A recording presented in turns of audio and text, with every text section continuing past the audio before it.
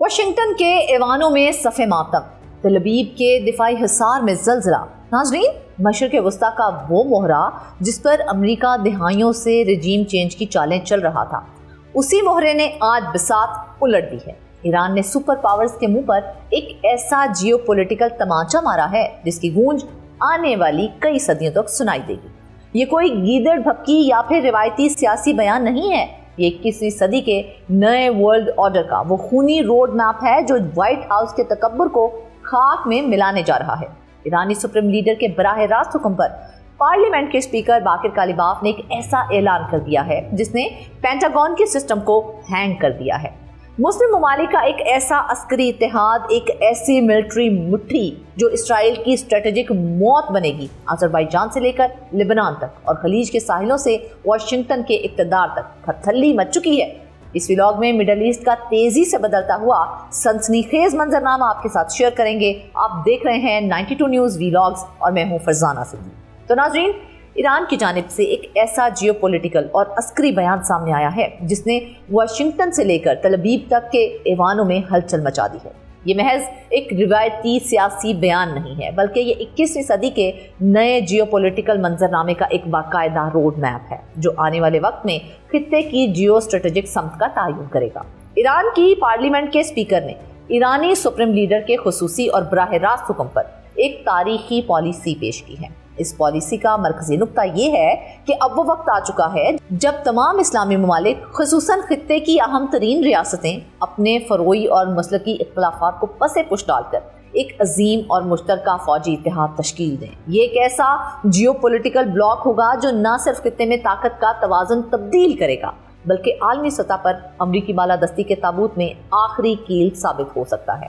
ایران کا یہ کھلا چیلنج ایک ایسے وقت میں سامنے آیا ہے جب دنیا ایک ملٹی پولر سسٹم کی طرف تیزی سے بڑھ رہی ہے۔ ایرانی قیادت کا یہ ماننا ہے کہ تاریخ ہمیشہ قوموں کو اپنے فیصلے خود کرنے کے مواقع فراہم کرتی ہے، اور جو قومیں وقت کی پکار کو نہیں سنتی ہیں، تاریخ انہیں عبرت کا نشان بنا دیتی ہے۔ ایرانی اسپیکر باقر کالیباف نے اپنے تفصیلی خطاب میں یہ واضح کیا ہے کہ اسلامی دنیا طویل عرصے سے بیرونی سازشوں، استعماری طاقتوں کی مداخلت اور اندرونی خلفشار کا شکار رہی ہے، لیکن اب امریکہ اور اسرائیل کو ملنے والی پے در پہ عسکری اور سیاسی شکستوں کے بعد دنیا کا منظرنامہ مکمل طور پر بدل چکا ہے۔ ایران کی اس نئی پالیسی کے مطابق یہ فوجی اتحاد کسی ایک ملک کی برتری کے لیے نہیں ہے بلکہ تمام مسلم ممالک کے مشترکہ تحفظ اور بقا کے لیے ہے۔ ایران نے کھلم کھلا اس بات کا اظہار کیا ہے کہ اس اتحادی کا بنیادی اور فوری ہدف اسرائیل کی جارحیت کا مقابلہ کرنا اور خطے سے امریکی اثر و رسوخ کا مکمل خاتمہ کرنا ہے۔ اس ملٹری الائنس میں آذربائیجان اور لبنان کی شمولیت کی باتیں سامنے آ رہی ہیں۔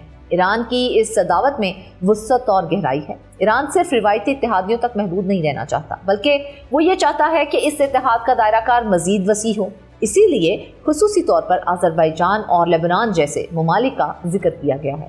آذربائیجان کا نام لینا اس بات کی علامت ہے کہ ایران قفقاز کے خطے میں اسرائیلی رسوخ کو ختم کرنا چاہتا ہے اور ایک ایسی مسلم یکجہتی بنانا چاہتا ہے جو جغرافیائی سرحدوں سے بالاتر ہو۔ لبنان، جو طویل عرصے سے اسرائیلی جارحیت کے خلاف فرنٹ لائن پر کھڑا ہے، اس اتحاد کا ایک اہم ستون ہوگا۔ ایران کا یہ کہنا ہے کہ مسلم دنیا کو اب اپنے ماضی کے تجربات اور غلطیوں سے سیکھنا چاہیے۔ اب وہ وقت گزر گیا ہے جب اسلامی ممالک واشنگٹن یا پھر یورپی دارالحکومتوں کی طرف دیکھتے تھے۔ بہت ہو چکا۔ اب مسلمانوں کو یہ سمجھنا ہوگا کہ ان کی اصل کمزوری کہاں تھی اور انہوں نے اپنے دفاع کو مضبوط بنانے کے لیے کیا اقدامات کرنے ہیں۔ ناظرین، ایران کی اس نئی جیو پولیٹیکل پالیسی کا ایک اور اہم ترین پہلو ایک نئے ورلڈ آرڈر کی تشکیل ہے۔ ایرانی اسپیکر نے اپنے بیان میں موجودہ عالمی نظام پر سخت تنقید کرتے ہوئے یہ کہا ہے کہ دوسری جنگ عظیم کے بعد سے قائم امریکی اور مغربی نظام اب اپنی موت آپ مر رہا ہے۔ یہ نظام جو کہ اقوام متحدہ، IMF اور ورلڈ بینک جیسے اداروں کے ذریعے تیسری دنیا اور خصوصاً اسلامی ممالک پر مسلط کیا گیا تھا، اب مکمل طور پر ناکام ہو چکا ہے۔ ناظرین، نئے ورلڈ آرڈر کی خصوصیات کی بات کی جائے تو ایران جو نئے عالمی نظام کی وکالت کر رہا ہے اور جن اصولوں پر مبنی ہے اس پر بات کر لیتے ہیں۔ مساوی جگہ، یعنی دنیا کے تمام ممالک کو چاہیے وہ چھوٹے ہوں یا بڑے ہوں، عالمی سیاست میں یکساں اہمیت اور جگہ ملنی چاہیے۔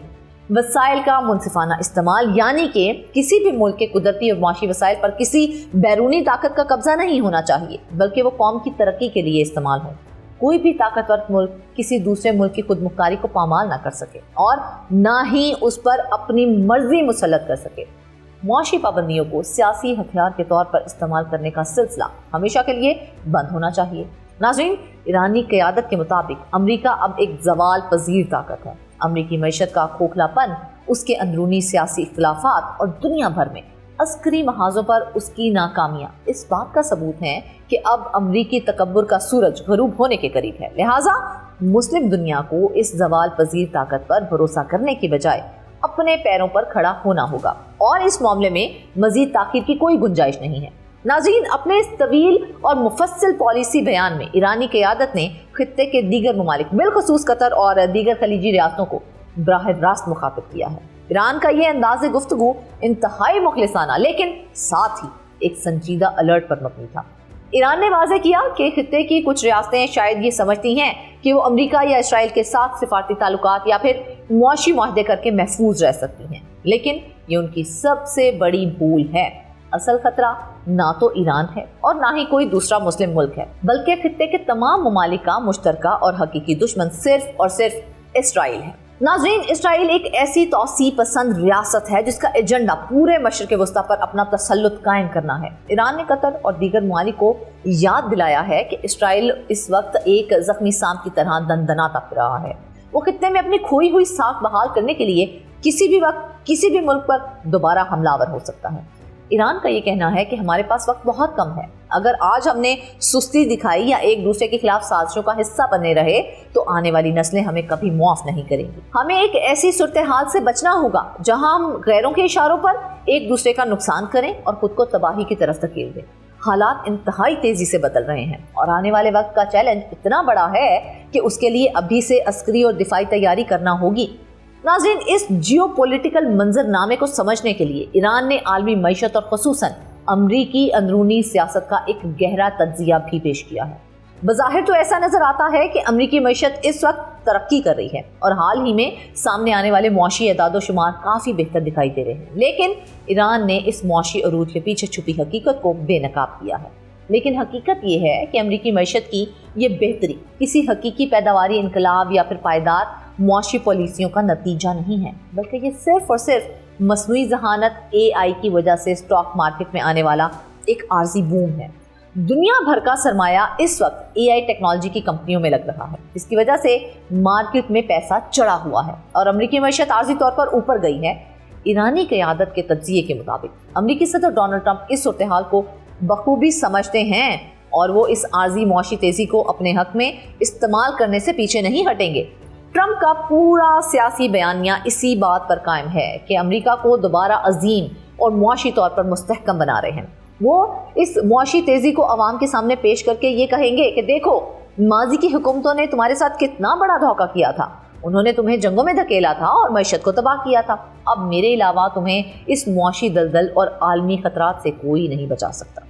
इस पॉपुलिस्ट बयानिए के जरिए ट्रंप अमरीकी अवाम के वोट को हासिल करेंगे और अपनी सियासी पोजीशन को मजबूत करेंगे। लेकिन खतरनाक बात यह है कि जैसे ही मिड टर्म इंतखाबात खत्म होंगे, ट्रंप इस सियासी ताकत को दुनिया भर में दोबारा अमरीकी बालादस्ती कायम करने के लिए इस्तेमाल करेंगे। बरतानवी अखबार दी टेलीग्राफ की रिपोर्ट्स का हवाला देते हुए यह खदशा जाहिर किया गया है कि मिड टर्म इलेक्शन के बाद अमेरिका एक नई और इंतहाई भयानक जंग का आगाज कर सकता है।